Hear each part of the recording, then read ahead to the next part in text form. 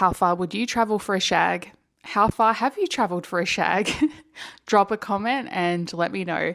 Hey, what's up, guys? Jessica J here. I'm a full service independent escort from Brisbane, Australia. Yes, I know my nail is missing. Let's not talk about it. Okay. So, someone recently had posed some questions to me on my work phone about a fly me to you, potential fly me to you to an interstate location. And that got me creating some Instagram stories where I was explaining some of the hidden costs of an FMTY, why they're so expensive. So let me talk about them here. So an FMTY or fly me to you booking is something that a lot of independent escorts offer. I've not personally done one myself because no one who has contacted me has legitimately understood kind of what they were wanting and that it was going to be so expensive. Like sometimes guys will contact you going, oh, can you come like interstate? And they're thinking, oh yeah, I'm just going to book you for a few hours. And it's like, so you're expecting me to foot the entire bill for that and see you for a few hours and get paid what I would have otherwise have gotten paid in my home location? What is actually the benefit to me? So look, they are quite expensive.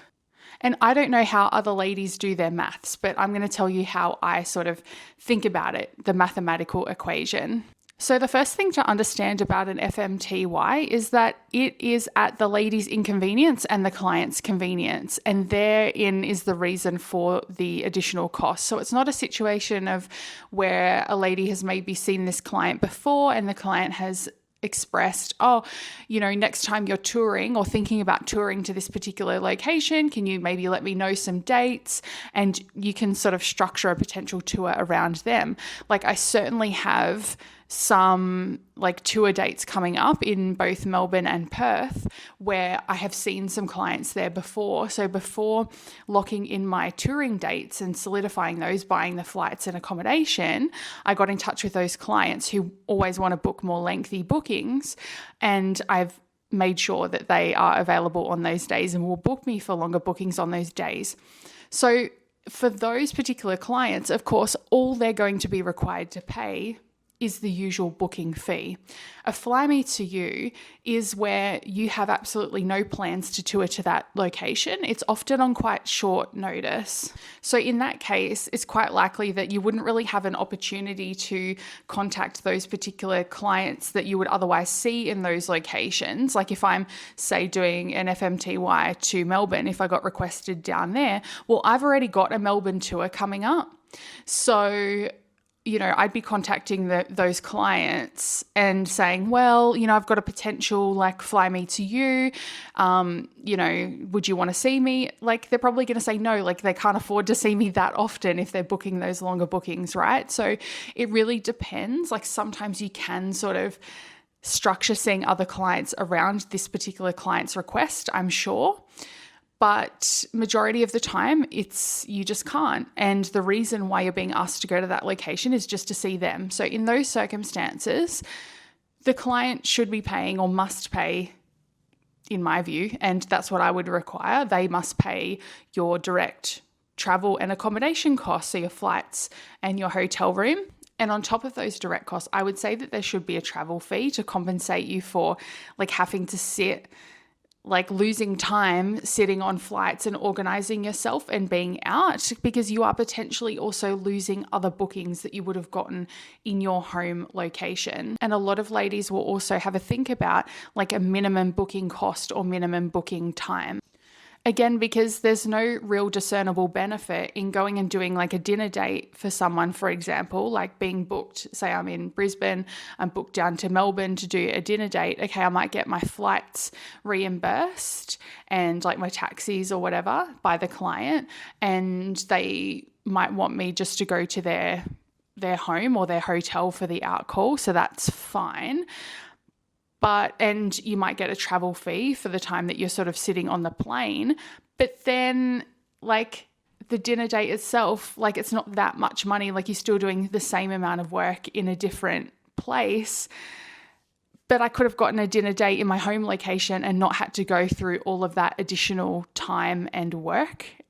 So, and you're going to be more tired off the back of that, like taking time out of your day or your evening or staying overnight, to travel back. So, a lot of ladies like myself will have sort of a minimum figure in their mind or a minimum booking time. And look, if the client doesn't want to take up that entire booking time, like say, they can't take an overnight, then that's fine. But they, in my view, should still be paying like that chunk of money.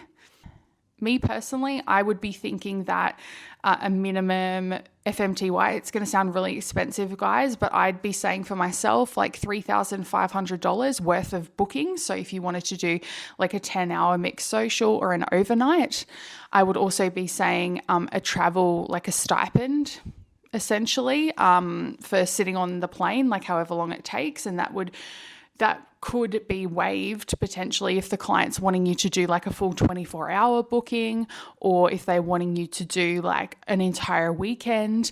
Me personally, like then I would say, oh, well, the travel fee, like I'm happy to like wear that, okay? Because it's like the more significant length the booking is, the less the travel sort of stipend would be. And I'm not saying much. Like if someone asked me to go to like Sydney or Melbourne, I'd say maybe like $500.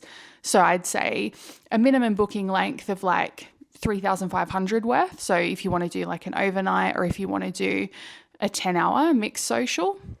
And then I would say essentially like a $500 tip for me sitting on the flights. And then I would also be expecting, like, again, the direct costs compensated. So depending on like how expensive the flights are and everything, the client might be looking at a significant amount of money. They could be looking at something like $5,000 just to get you there.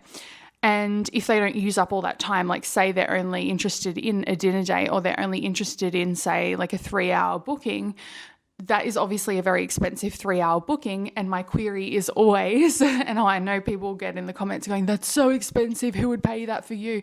I totally agree, because there are plenty of ladies, like for example, in like Sydney, if I was like asked to do a fly me to you to Sydney, it's like, well, you could spend a fraction of the cost on a local woman. Like I only have the same like body parts as other ladies. So, and I'm sure they could carry on conversation and provide the client with, the same level of service or same, a similar sort of fun time.